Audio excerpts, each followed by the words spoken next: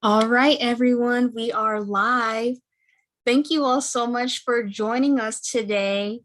And just to kick everything off, my name is Jalen Radzminski. I am the communications manager at the Bazelon Center for Mental Health Law.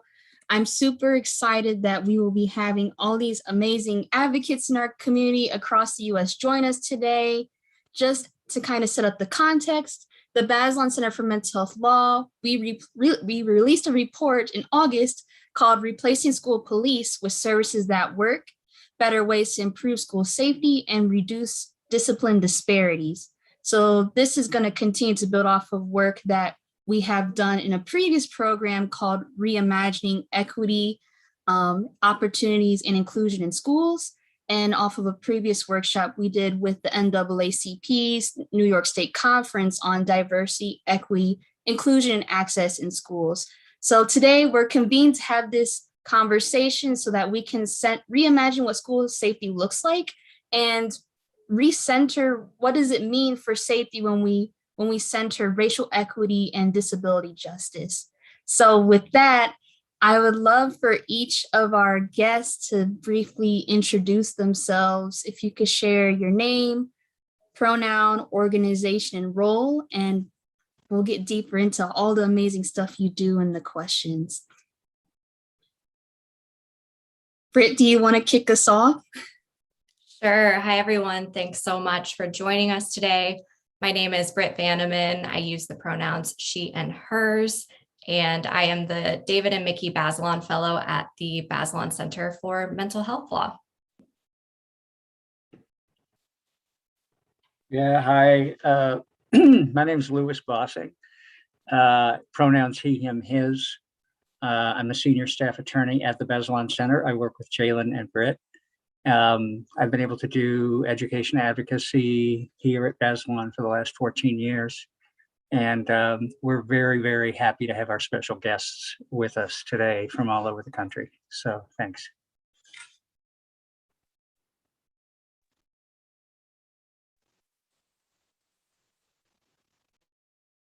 Go ahead, Curtis. Oh, I was waiting for you, Des. Curtis Zaricki, he, him, his, Chief of Staff for Oakland Unified School District, and really pleased to be here this morning. Go ahead, Des. Good morning, everybody. My name is Desiree, Des for short, she, her pronouns. I am communications coordinator and member of the Black Organizing Project in Oakland, California. Good morning, everyone. I am Adolka. I use she and they pronouns. I am in New York City. So hi to Oakland family across the country.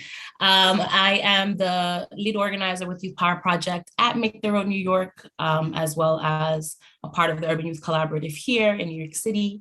And I'm also super excited to be here today.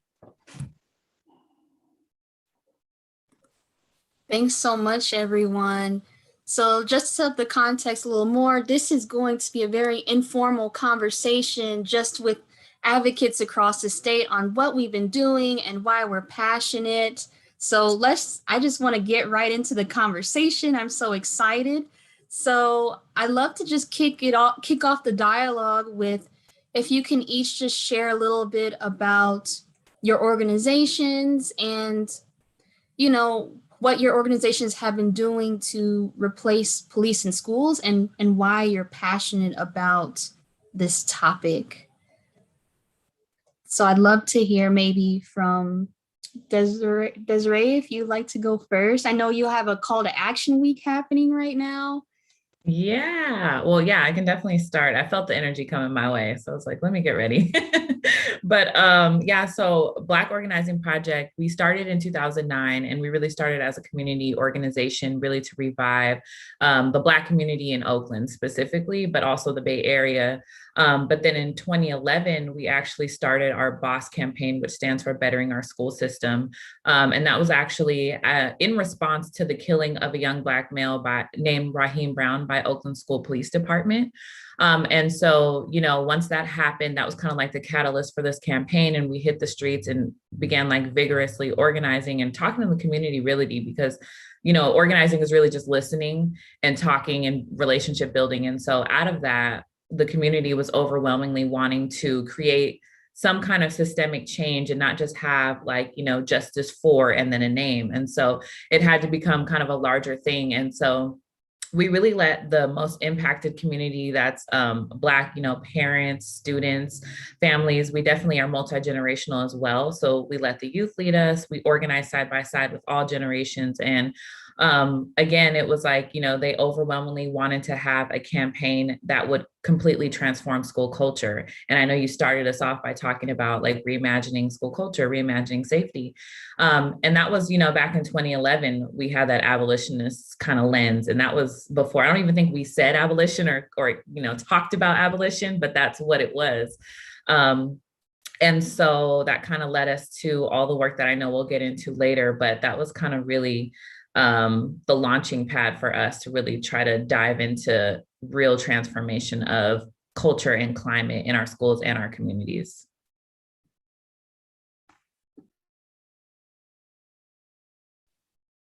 Absolutely. And I know you and Curtis have been working together very closely. I love just like Curtis too, if you can share a little bit about what you have been working on in Oakland and yeah, just what you and your organization have been working on. Yeah, thank you. One, I just want to say I'm really happy to be here with Des.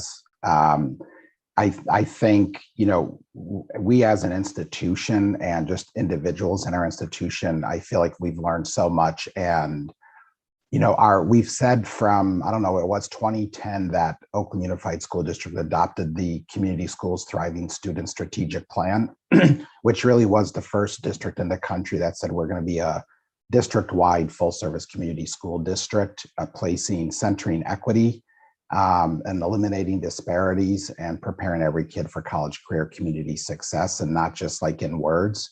And that we've always said that as an institution that, we're necessary, but we're insufficient. And the community school model is grounded in the idea that we need partners, and not just partners that are always nice to us, but we need partners, that can challenge us, that can, really take on the real challenging issues that our young people in Oakland are facing. And so that this work around humanizing our school district, creating cultures of health and well-being for young people and thinking about different ways of safety has been, more than a decade's worth of work. And that's taken on many different pieces. I mean, I don't believe we would have eliminated our police department were it not for the campaign. I just want to state that. I mean, that's part of kind of the reason that advocates can play such a key role to really bring the voice of our families and students to the forefront, because institutions are just designed to kind of keep, the wagon and the wheel ruts as we go. And it's harder to shift. And so, sometimes these shifts, it can feel like a jolt, but it's also helpful to start thinking about new directions. I just did want to name that we didn't start our relationship with BOP just with the onset of the George Floyd resolution and the elimination of police. We actually, many years ago, we are in a voluntary resolution with the Office of Civil Rights to eliminate disproportionate suspensions for Black students. Previous to that, we had already formed the first Office of African American Malachievement in the country and had already taken on a lot of work to lift up the success and promise of Black boys specifically. And part of that was to eliminate disproportionate suspensions and expulsions. But the reason I just wanted to name is that we work closely. We actually had rewritten all of our school discipline policies in partnership with BOP and other organizations several years ago. We eliminated willful defiance. Early on, we rebuilt our policies around restorative approaches and multi-tier systems of support, and really tried to have the policy model moving away from punitive toward inclusive practices. So, and there's a lot I can get into later around all the things that we've done around really being a district kind of grounded in understanding the social determinants of health and trying to create systems that actually address those root causes. And not just kind of nibble around the edges around these really deep issues that are affecting our young people. One being that, as Des named, really bringing forward the organizing to eliminate our police as one element around making that happen. Thank you so much for sharing that. And I'm already hearing a lot of important themes of centering voices of students and those most impacted, accountability in our policy and advocacy work, partnerships. And I love to bring in Adi here because I know Make the Road New York has done an incredible job just centering youth voices. And I know, Adi, your journey as an advocate is super incredible as well. So I'd love for you to just share your work and why you're doing it. Yeah, hi. Just wanted to start off by saying I'm super inspired by the work that's happening in Oakland. So shouts to y'all. We always, are learning, are countlessly and just often inspired by y'all and other folks across the country doing this work. So lots of love to y'all. So hello. So Make the Road is one of the largest grassroots organizations in New York City. Have been around since 1997. The Youth Power Project is the youth arm and was created in 1999. I have been part of the Youth Power Project since 2003. So 18 years as a freshman in high school. Have worn various hats, but something that's been consistent is the fight for police-free schools, right? So we've been at it almost 2 decades. There have been other organizations who've been at it much longer than us. So just want to reiterate, the police-free schools fight is not a new fight, right? It may seem trendy to some folks, or it may seem that it's popped up, but like there's still always work on the ground happening. And like a lot of labor, especially Black femmes that do on the ground, is super important and invisible. So I want to highlight that too. Why do I fight for it? I mean, I lived through it, right? I was an undocumented young Black Latinx person in school that had multiple police officers and that had countless encounters with police officers and often needed staff to intervene and come deal. And, it's traumatic, why I still do it. There's a lot of young people that I love that have graduated high school and we're fighting for police to schools that have siblings, right? So I believe in a world without police to prisons, and that includes police in schools especially. And New York City's fight is a little bit different, or not different, maybe just complex. So we have 1.1 million students, largest school district in the country, 5,500 school safety agents. School police officers. And I say that because having safety in their title implies that they can be safe in some way and they can't. So let's call them school cops. And they're trained by the NYPD anyway, right? So they're under them. There's $450 million every year that gets really just dished out to police Black and brown children. Meanwhile, folks can read and write at their levels because of ABC, right? The state owes public money billed by the billions, right? All this stuff, but we know that there's always money for police. And so really, we just know that the impacts that police have on young people, it's very invasive. It's unforgiving if you get introduced, right, into the criminal system. In New York City, you can get a criminal summons and an arrest in schools in front of your peers. In New York City, they've handcuffed 5-year-olds, right, for mental disturbances. They've arrested principals who try to intervene during an arrest. And the list goes on. And so we believe that young people should actually have a sanctuary in their schools. And that's non-existent right now.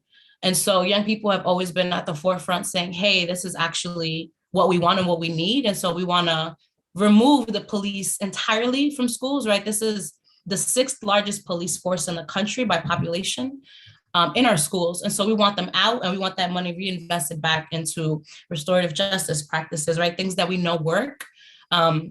We hired through a community school model, a restorative justice coordinator full-time for one of the campuses, and suspensions dropped by 50%. We know it works. What we also know does not work is having police in schools. There's no data that backs that up. So you want to talk data, let's talk data, and actually, bring in and censor the voice of the young people. And so the other piece, and then, I'll pass it back so we can continue, is New York City runs under mayoral control. So we don't have independent school boards, which means the mayor has all control over all things schools. And that is a pain, and that's harder to organize around, because if it's just individual school boards, you have your stuff. But there's layers to the bureaucracy, but you know, we've been fighting and inspired by the wins across the country. So we're in it. We're knee deep in it.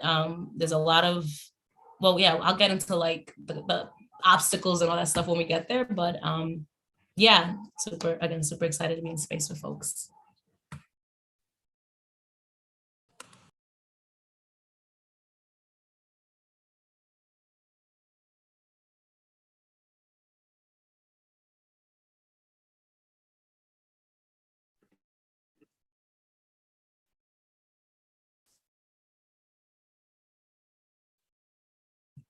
I'll hop in.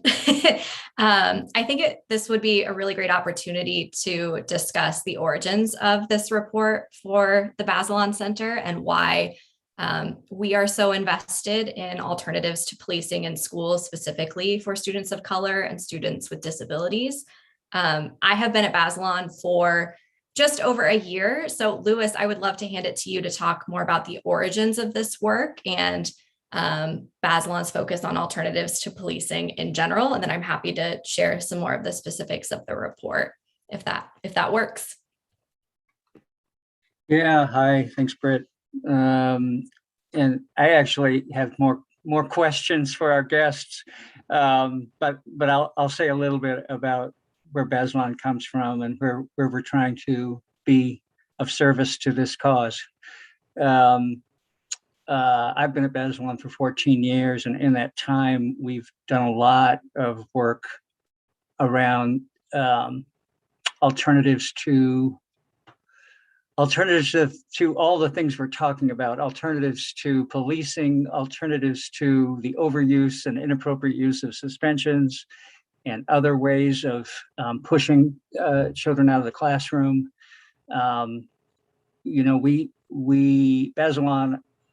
Bazelon's work is rooted in disability rights, and to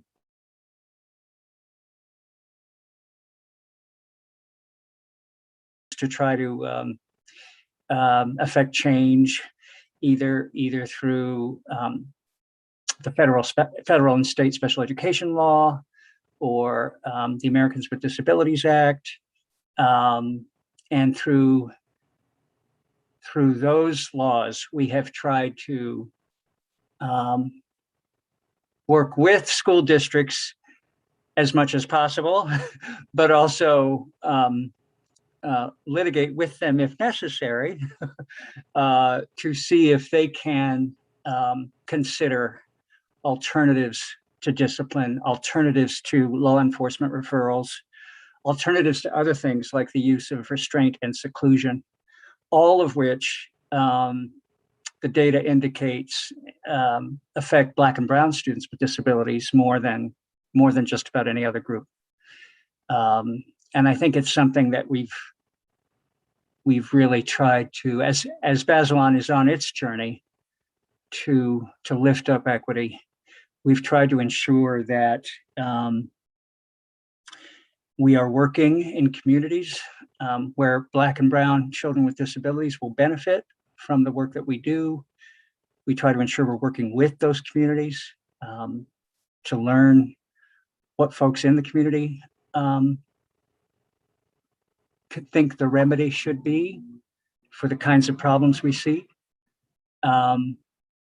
We're trying to ensure that those remedies, be it approaches like multi-tiered systems of support, like positive behavior interventions and supports, or trauma-informed practices in schools, which are things that we've kind of been championing along the way. You know, it's all about changing the behavior of adults in the school so that they can better support children in the school. And so we want to make sure that the remedies are delivered in a way and implemented in a way that doesn't end up being inequitable, doesn't end up discriminating. So we are really working to understand how remedies that are rooted in kind of the behavioral health world, like positive behavior interventions and supports, can be implemented in ways that that lift every child up.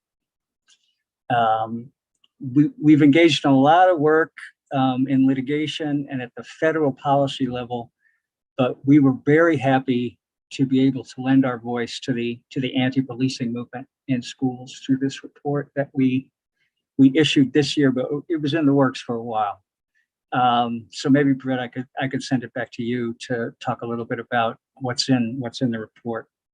Sure. And I'll just add, I'm grateful to Adi and to the rest of you for acknowledging the fact that alternatives to policing in schools is a movement that's been happening for decades, years and years. And I think that's super important to note that as you know, Bazelon has been hearing about these issues and specifically looking at the impact of disciplinary policies for students with mental health disabilities, that this work and your work has been ongoing in the background for a very long time. And as we started to delve into the issue of police and school resource officers, SROs specifically, and the impact that they have on students with disabilities and students of color, you know, what we found is that there's not a ton of data. The data is pretty severely lacking to indicate what we know is true, that disparities exist and that where school police are present, that students of color and students with disabilities are experiencing disproportionate use of seclusion, restraint, and have infinitely more opportunities to be arrested, and the arrest and referral rate is much higher for those students. But from a national standpoint, it's really difficult to disaggregate the data to understand where these intersections line up. And so that's one of the issues that Bazelon wanted to bring to the forefront specifically, is that we need more data to understand what is happening all over the place and not be so reliant on individual school districts who in some cases are doing really great work, like we see in Oakland, and others who are maybe lagging behind to understand what's actually going on the ground. And in the interim, to lift up the stories and the grassroots organizers and advocates like you all who are sharing what is going on and being able to lift that up to others. But we didn't just want to admire the problem and focused on statistics and data, which are important, but we also wanted to present opportunities for reform. So we know that around $3 billion a year is employed by school districts and the federal government to hire, train, and keep school police on their roles. $3 billion a year. And the statistic we hear all the time is that 14 million students attend schools with police, but no school counselor, no school social worker, no school psychologist. How much better could that $3 billion be spent to impact the lives in such a more positive way for students of color, students with disabilities? And we know that these alternative models exist and that there is data to back it up. So practices like Lewis mentioned, restorative justice, PBIS, MTSS, which Curtis, I heard you refer to. Those are the things that we want to lift up as alternative investments for schools, because we know they have better outcomes, they reduce disparities, and they help kids attend schools that are safe for them and become safe places. So as Adi said, there's no data that exists to support that school resource officers actually make students safer. We haven't seen that data, but we do have data to indicate that these models work. So that's really promising news. And that's why we wanted to, join the conversation to lift up all of your voices and to bring attention to what's working and what needs to happen next. So I'll stop talking. I know Jalen is having some technical issues. She's unable to mute or unmute herself right now. I wanted to jump in. Sorry, I don't know if it's appropriate, but I know it's please, a convo. Please do. Yeah. But yeah, one thing that I definitely wanted to uplift, definitely that like Addie uplifted, is like the people, like humanizing actually the people and the people that are impacted. And I know that her as a Black and Latinx, student was affected. I know me as a Black student, I was affected. I was expelled, I was arrested twice on school campus. And so there is something to be said about the people and the experiences that we have, and that being the expertise. And so that's one of the things that you always come up with, whether, it's like the decision makers or like stakeholders in the community, they love to see data. And I know that's like one thing that we're raising is like, there's data to support this and to not support this, but sometimes it's really about like centering the people. And so like for BOP, we spent, I don't know how many times we went to school board meetings. We had like tons of people, families, students, babies, all these people speaking from every experience, from the student that was being suspended and expelled and arrested, from the parent who was losing time at work because they had to respond to these things at school. And ultimately, majority of the time, it was never like a safety issue or like, you know, like something that really called for the police to be involved or for the student to be arrested. And so I feel like that's something definitely to be said, because even to Curtis's point, institutions are not just going to make these decisions and make these radical choices. And, you know, they're not going to do that without being pushed. And so like, even with the policy wins that he also mentioned, like willful defiance, like that, these are also community wins, you know, like willful defiance elimination. So they're not going to be suspending and kicking out our students for not giving their phone up or for wearing a head wrap or whatever else. Those are things that we're impacting our students every day. And they know that, but the systems don't see the everyday impact, you know. And like a board policy that was passed, I think one of them really was to track data on how many times the cops are being called to school. And those are things that didn't exist and weren't in place, but police were in place. And so there was so much harm that was being impacted on the students, but no data to track that. And so I feel like it's always this nuance, you know, between like data and what's important, but also the real people and people who are impacted. We know it's literally life or death. Policing interactions, anytime you can have an interaction with the police, it's life or death. And so I don't know, you know, where we want to segue into, but I definitely just want to uplift that and uplift, like, you know, centering most impacted, centering those who, you know, live these experiences. We are the experts.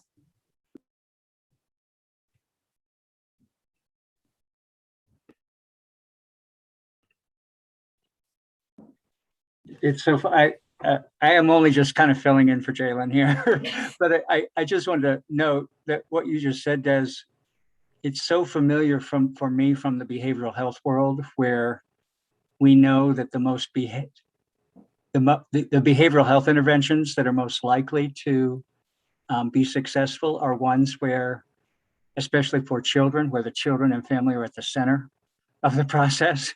And I think that making use of the expertise of children and families, not just, you know, we see this in our work often where there are kind of individual teams working with children and families, but the idea that for systemic approaches, either whole school or whole district approaches, to kind of put children and families at the center.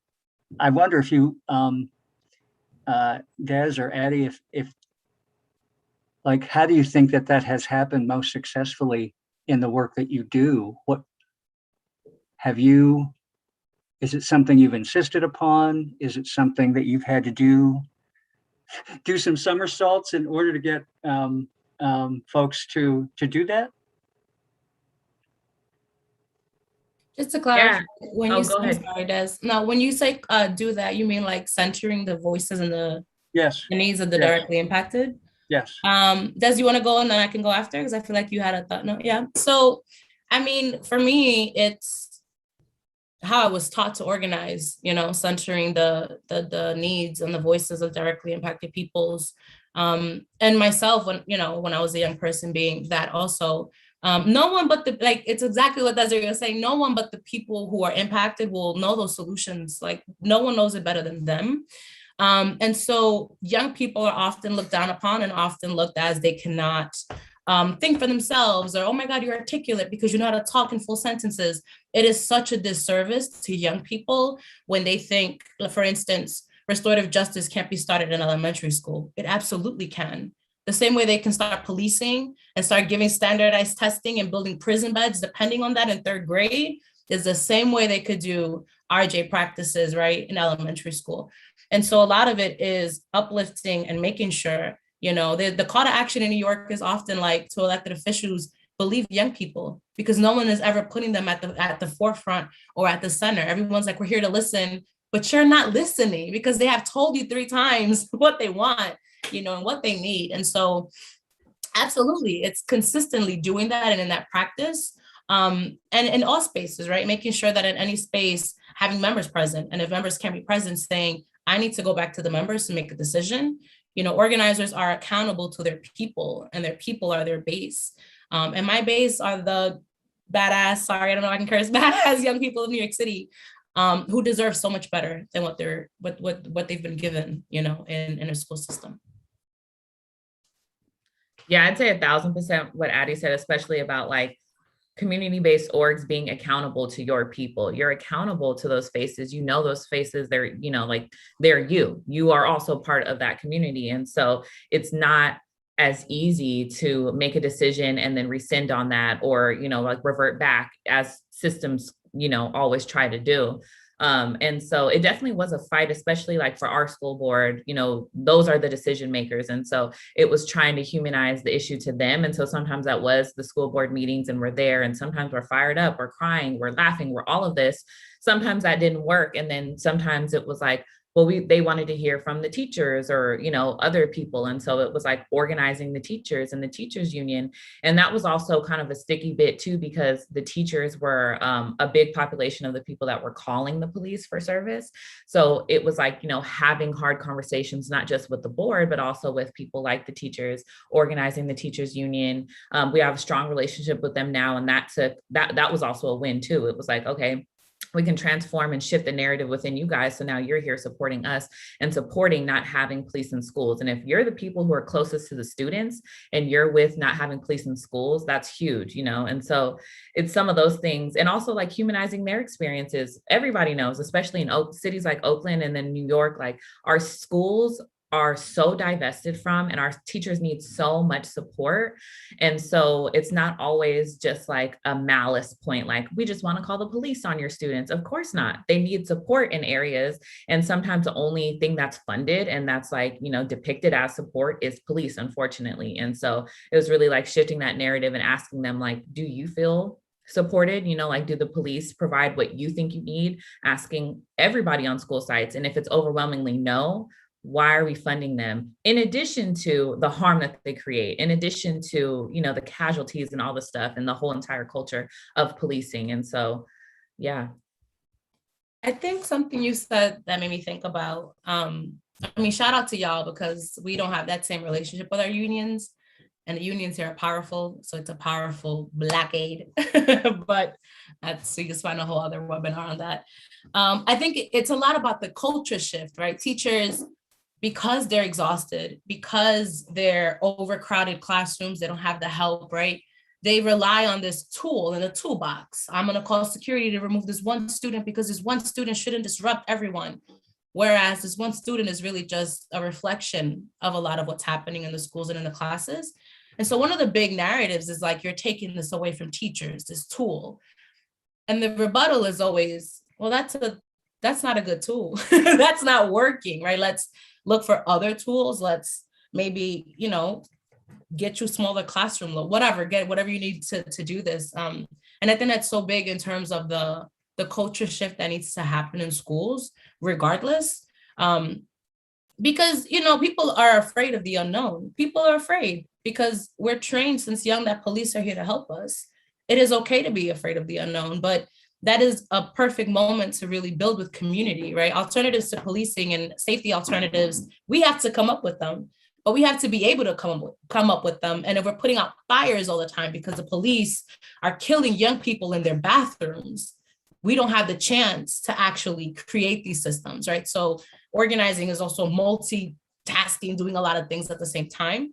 But yeah, I think whether it's beginning with a narrative shift to actually winning a campaign, implementation is its own campaign, right? To make sure it's done right, like all that stuff. It's just nonstop, and it's just so much because there's so much to a person. You want a person to be well-rounded and supported and their needs met. And so we time and time again see that it's possible, like the money is there. And that's the part that gets me so mad, because it's always like, there's no money. It's there, it's just where it's at and where you're choosing to put it. And by choosing, right, to pay $450 million a year to police young people, you are choosing to take away from their well-being. You can't just be like, oh, I believe in this and do this, so all that. It's infuriating for sure. Yeah. So speaking of this fear of the unknown, it it was inspiring us to learn more about the work that was happening on the ground in Oakland with the collaboration of the Black Organizing Project and Oakland Unified School District. And it's not unknown anymore what's happening, I think you could say. So Curtis, would you mind hopping in and just filling us in on the origins of the George Floyd elimination of police resolution, where things stand now, and maybe some of the obstacles and opportunities ahead? Yeah, I mean, Des, like chime in with me because this is your work, our work. I mean, I think Des already named that, the Black Organizing Project worked for over a decade to actually bring that policy to the forefront. And so, and I think we've shared the policy, Britt, with you all to kind of look at how comprehensive it was. And it really was grounded around transformation of school climate and culture, and really the long haul around like, what does that actually look like? So, I mean, whatever we call it, the elimination of the police defunding, that's just the tip of the iceberg. That's the easy part, actually. And so you have to have really strong implementation, and you have to have really strong alternatives, because if you don't, then everything that we work so hard for, and particularly community organizers work so hard for, could be undone really around a single incident. I actually believe, even in New York, that the decision to move the lay security officers from NYPD to the school district is actually not happening at this point. And so they're going to stay with NYPD. And I think there's examples around the country where the country is actually in a historic increase in crime. And Oakland is, I talked to a superintendent, was in a meeting, 31 of their students have been murdered since, and this is in Kentucky, since just since January. Oakland, we just had one of our strongest community activists for Black students murdered in his home on a home invasion robbery. And so I don't say that to say backslide, but I'm just saying, like, we're doing this work in the context, with COVID, with historic increases in crime. And so what we actually implement at schools has to be real. It has to be done really, really well. And we have to stay with it for the long haul. This isn't like flash in the pan training or, just bring one strategy. And, I was jotting down a couple things when Lewis and Des were talking earlier, just when you start thinking about all these different lanes around, restorative justice is great. It's not great for every single issue that comes up. There's, the trauma-informed practices. We've done a lot of work on that. We've scaled social emotional learning. We have significant investments in mental health with our county, et cetera. But at the end of the day, we still have to think about, I think, Lewis, you said it, it's not just about a program or a strategy. It's that old adage that that culture eats strategy for lunch. And, it's really about how do we actually, even from teacher training before they ever show up to their first day of work, in principal training programs, in leadership frameworks, in professional growth and development frameworks, how do you start to actually shift hearts and minds around what schooling can look like and what it should be, how students should actually experience it? Because all these programs are implemented by people.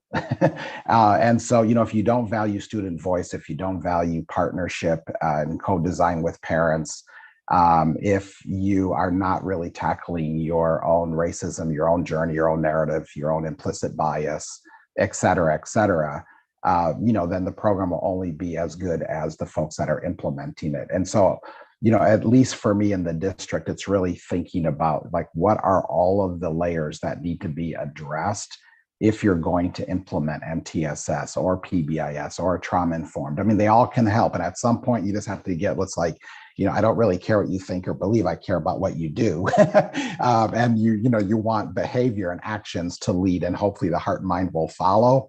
And so, I think it's a combination, but I don't want to leave out that it's actually really deep ongoing work to think about, what collective vision do people hold around what they want the experience of young people to be on a daily basis. And I just wanted to, I really think you have to have a cradle to career framework. I mean, if you look at the data, even in early childhood around push out, and particularly on the special ed side, when you think about how many students are misidentified with behavioral issues that in fact have a early onset of a mental health issue, a communication issue, a language development issue that's completely misdiagnosed, because the push out in early childhood is actually higher rates than it is even in the K-12 system. And so, that's why it's really thinking about what are those healthy pathways, literally from the moment a young person is in utero to the moment that we kind of launch them as adults into the community. What do we need to be thinking about all along the way? And that's kind of some of the work that we're trying to tackle. I mean, I could get into the specifics around the resolutions. We've done a lot of on the ground stuff. We've changed job descriptions. We took all of our security officers that don't carry guns, they're not allowed to carry handcuffs, et cetera, and to really kind of reculture that position, and give them much more intensive training around de-escalation. We specifically picked a firm to help us with that actually had a behavioral health frame and not a policing frame, because there are de-escalation methodologies that come more out of that model as opposed to a behavioral mental health model. We went through every policy. I mean, I think I can't remember, but I think we ended up walking through like 30 some, almost 40 different policies that either need to be eliminated, adjusted, and new guidance written so that we could create different pathways for different responses to students in certain situations. So, it's really I always want to start with purpose. Like, you got to always have the conversation ongoing with people's why, what our mission, our collective mission and vision is, and then follow it with policy and all those practices. It has to be done on an ongoing basis. And we are fortunate, Oakland, we have an Office of Equity. And one of the things that was named both in the George Floyd resolution and the subsequent policy on reparations for Black students was anti-racism, anti-Blackness, implicit bias training for everybody, from the board to classified and certificated staff.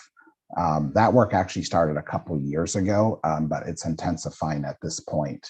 And we have built a significant amount of internal capacity to do that work around those trainings. So I think that's another kind of a critical piece around changing mindset and, having the adults be able to show up in a way that is preventative in and of itself. Yeah, definitely echoing a lot of what Curtis was saying. And Britt, to your point, this is such a unique kind of like dance that OUSD and BOP is doing with the co-convening of crafting these solutions. And so where they're contending with some of the more like rigid systemic type of things, we're over here on the people side contending with, like you said, the anti-Blackness and the implicit bias that lies within so many individuals, arguably, if not all.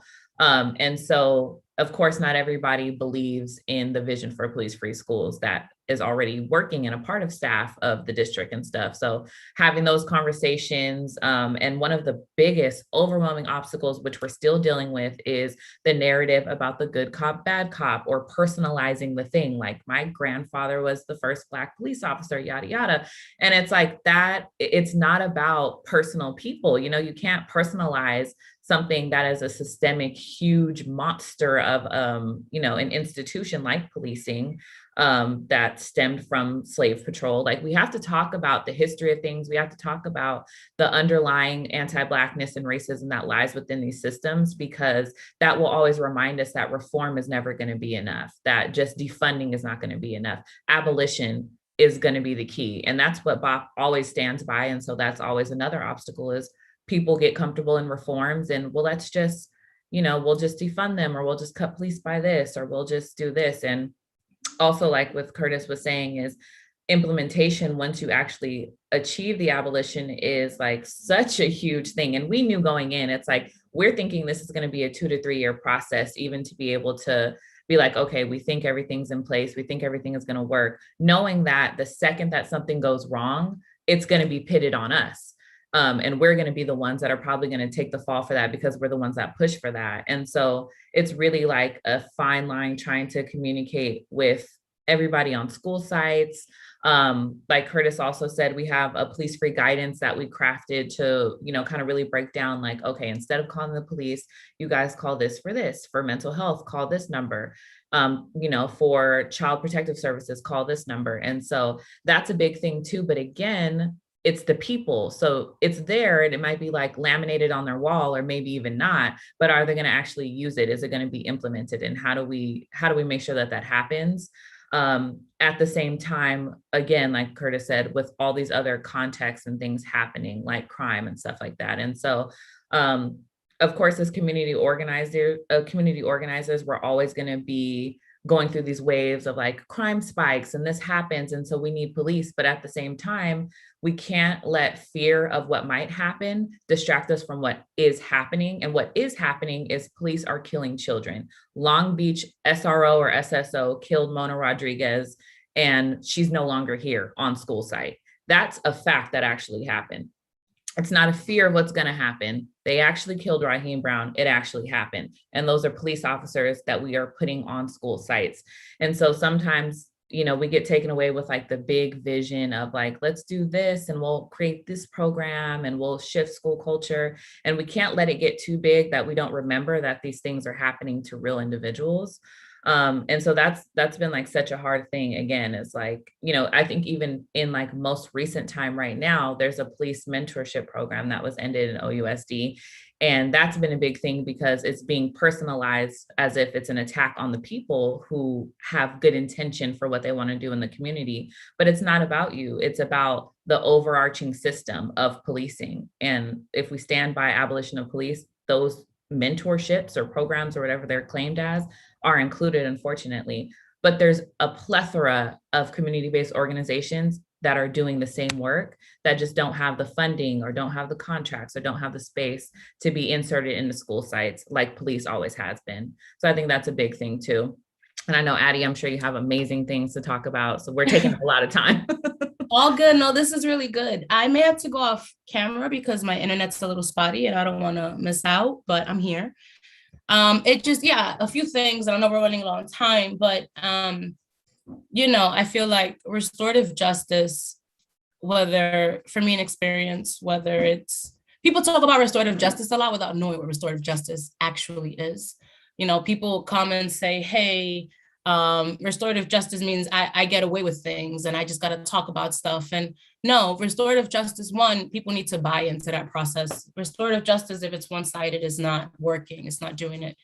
I've seen restorative justice done in the streets with street fams who want to shoot each other, right, outside of schools. Like restorative justice works. And I feel like, one, it's hard work. I spent the summer doing abolition workshops with young people and, can see the shift and transformation when they learn that police were first, here to capture enslaved Black folk, right? So it's like that relearning that you have to do, and that process is so important in this.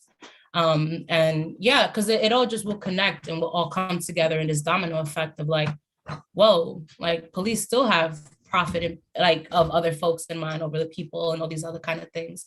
It's still happening, absolutely. And it's something that I think about all the time here too, like, what will happen if something does happen, but still saying exactly what you're saying, Des, like what is happening now is that police are killing young Black folk and young people, period.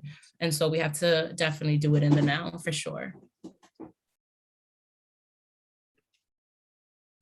Great. Thank you all so much. Chiming in for Jalen here, who prompted me via text message, but I'm sure that many of you all listening in are feeling inspired and feeling a call to action. Perhaps the three of you could just discuss and share what actions community members can take to help school districts understand the need to invest in alternatives to policing. And then Lewis and I could hop into as well to talk about two pieces of federal legislation that we support as a center, the Counseling Not Criminalization in Schools Act and the Keeping All Students Safe Act. But I want to make sure we get your three voices in first before we go there. So anyone who wants to speak, please hop in. I guess I'll hop in really quickly. Definitely for us, specifically, I would say that you can always support, we're a Black member-led organization, but we have such a big support system of allies and supporters and stuff. And so you can always support locally, or also, we're in the digital world now, so you can follow us on Instagram, Black Organizing Project. You can email us at info@blackorganizingproject.org for more information on volunteering or how to support our work. But definitely, I think like as of right now, we don't have a specific call to action other than uplifting our work, make the roads work, and similar people's work. And really just having these conversations too, like that's something that we can always have those conversations with your family, with your community. And hopefully these things will spread out, and, that can help shift the narrative, and move away from like fear-based decisions, and really, think about human experiences, thinking about the facts, thinking about people that have been waging this work for forever. And so it's exciting now, and it's probably not going to be in a few years, but it's still going to need to happen. The work's still going to need to be done. And so I definitely would say like support community organizations that are grassroots in your neighborhoods too, in whatever way. A lot of us organizations are like donation based. You can always donate to us on our website. And if you're local, we definitely are looking for people to help us continue this work of creating Black sanctuary in Oakland and in Oakland schools. And so if you're interested, definitely reach out to us.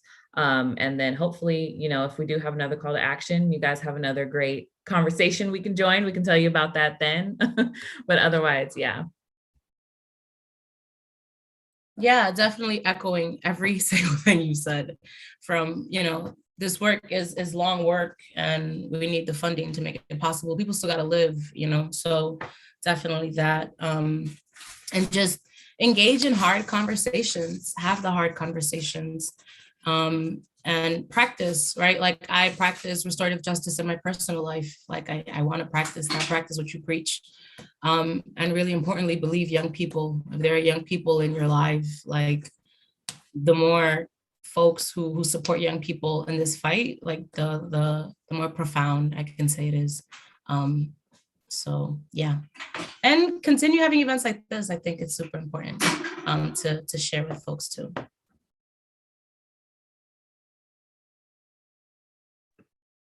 And Curtis, I don't know if you have anything to add, anything you might say to school districts who are wrestling with this decision. What are some of the first steps that they might be able to take, or school districts who have declared that they will remove police from schools and invest, and then maybe are backsliding and backstepping on that decision? Is there anything that you would share with them? Yeah, I think someone earlier said, this shift can be scary.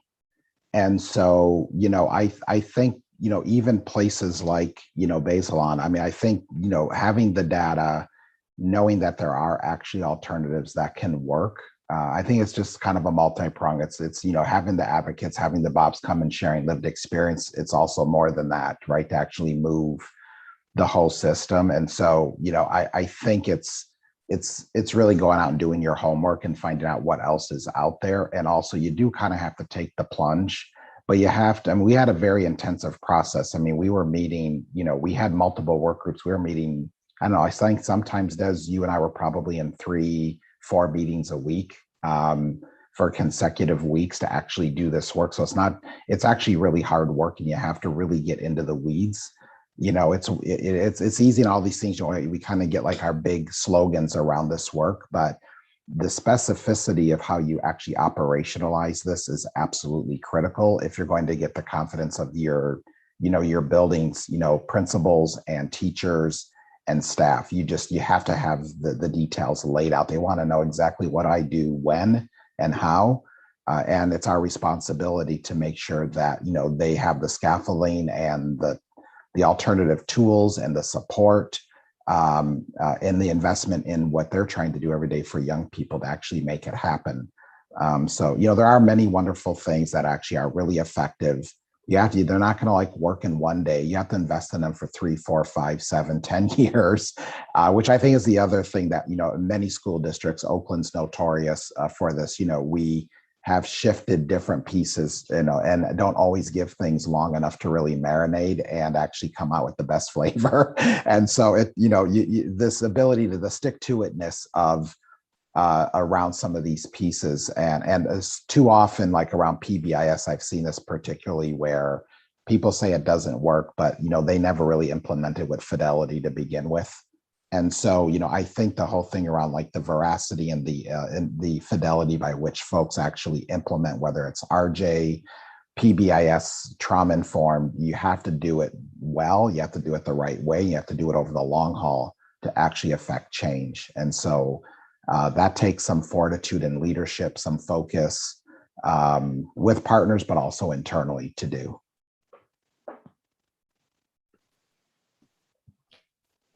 Louis, do you want to chat about the federal legislation before we pass it back for closing thoughts? Jalen pinged that we don't have any questions right now submitted in comments, but I can chime in too. So just let me know. Sure thing. I'll just speak briefly, but I also want to say I'm just so grateful to our speakers who joined us today. It's just such a privilege to get to hear from folks who are actually collaborating and doing all that hard work. And I know that you're collaborating in Oakland, or else you couldn't be on the same Zoom with us today, probably. So it's really thrilling to listen. Bazelon Center is based in Washington, D.C., and works together with a lot of other organizations with offices in D.C.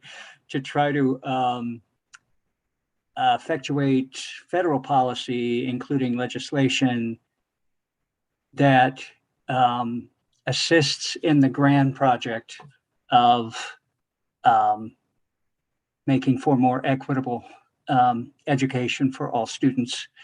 And as advocates working here inside the Beltway, one of our first rules is to support the work that is happening in communities and not get in the way of the work that is happening in communities, but lift it up and learn from it. And when we're engaging in federal policy advocacy, making sure that we are listening to what voices in communities are telling us works for them and what they want to see from the federal government, and that actually we try to help that to happen. There is a suite of legislation that is currently been introduced in this session of Congress, which we hope lives up to those goals in not getting in the way of what communities are doing, but supporting. One is the Counseling, Not Criminalization in Schools Act, which would eliminate federal support for school-based policing and would institute a grant program that would provide resources to local districts to develop and implement alternatives to policing. And then another one that we highlight in our report is the Keeping All Students Safe Act, which would eliminate the use of seclusion rooms, the use of chemical or mechanical restraints against students, very much limit the circumstances in which physical restraints can be used against students, and again, institutes a grant program that would assist local districts in developing and implementing alternative approaches to supporting student behavior, like the kinds we're talking about today. So we were happy in our report to be able to support that legislation, which I think has a lot of support across the country. Britt? Thanks. So before we wrap, and I once again thank you each for joining us today, I just want to open up the opportunity for any closing remarks from Desiree, Curtis, or Adi. Is there anything else you'd like to share today before we wrap? Awesome. Well, thank you so much for joining us. Thanks to everyone for listening in. We are committed to this work and to your work. We should have scheduled 3 hours for this conversation, lesson learned, but we hope there will be many more continued conversations in the future. So thank you, Desiree. Thank you, Black Organizing Project, Curtis and Oakland Unified School District, and thank you, Adi from Make the Road New York. We appreciate your efforts, and we look forward to keeping in touch. Thank you. Thanks, everyone.